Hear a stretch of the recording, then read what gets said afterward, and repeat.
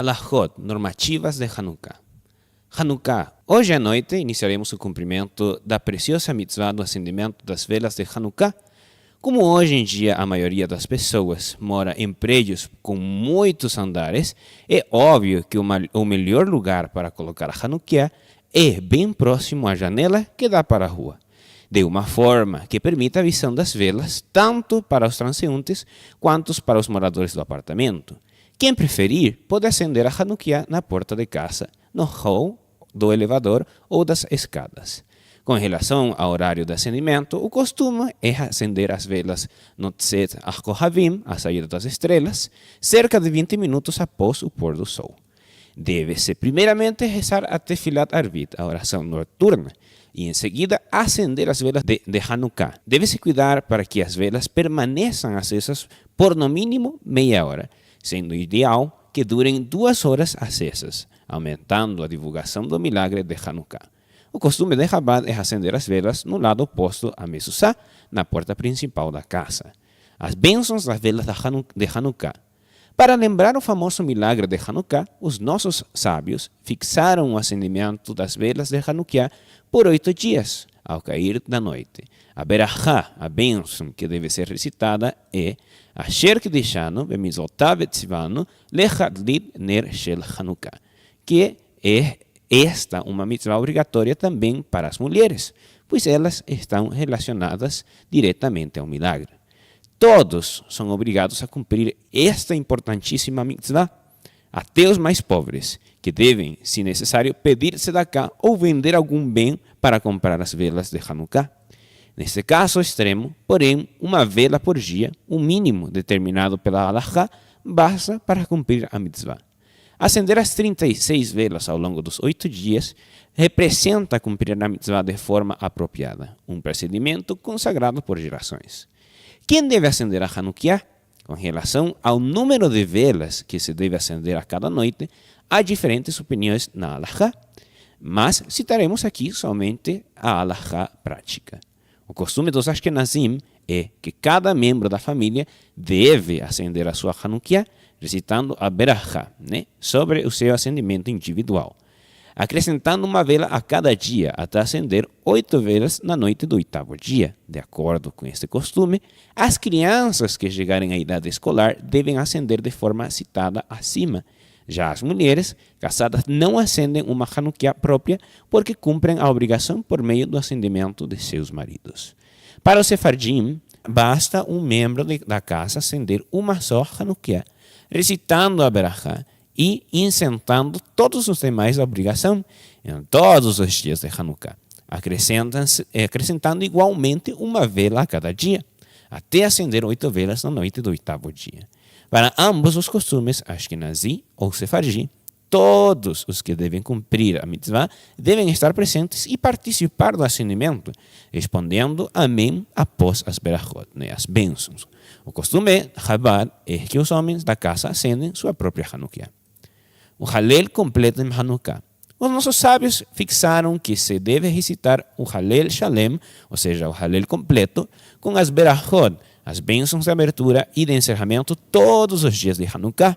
As mulheres estão isentas de recitar este Halel, por ser uma mitzvah que depende do tempo e, como sabemos, as mulheres estão em geral isentas de mitzvah que estão ligadas a um determinado tempo para serem cumpridas. Há uma diferença de costumes entre os sefardim e os ashkenazim com relação a uma mulher que queira recitar esse Halel de Hanukkah. As mulheres sefarditas não devem recitar a berachá inicial, pois, para os sefardim, como as mulheres estão isentas de recitar esse Halel, não devem dizer a expressão betzivanu, que significa e nos ordenou, contida nesta berachá. Já as mulheres ashkenazi podem recitar esta berachá normalmente, pois os ashkenazi consideram a expressão betzivanu como uma ordem ao todo o povo de Israel e não uma expressão de âmbito particular. Até quando podemos acender as velas? Vimos que é preciso acender as velas de Hanukkah logo após o Tzet HaKohavim, a saída das estrelas, cerca de 20 minutos após o pôr do sol. Porém, Quem não consegue chegar à sua casa até este horário deve acender as velas mais tarde, tentando, porém, não ultrapassar as 21 horas.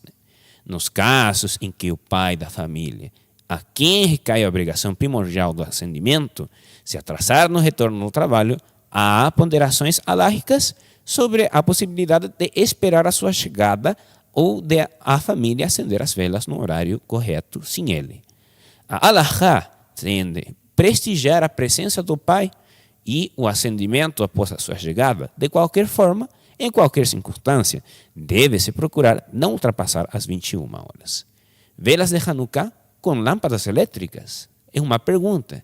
É permitido cumprir a mitzvah de acendimento das velas de Hanukkah por meio de lâmpadas elétricas? A resposta, em termos alárricos, como não possui aceite, nem pavio, nem uma lâmpada elétrica, não é considerada uma vela. Além disso, como muitas das lâmpadas possuem uma luz muito intensa, alguns poskim, rabinos legisladores, afirmam que ela deve ser considerada como uma tocha, não sendo adequada para a mitzvah, como opina a maioria dos poskim.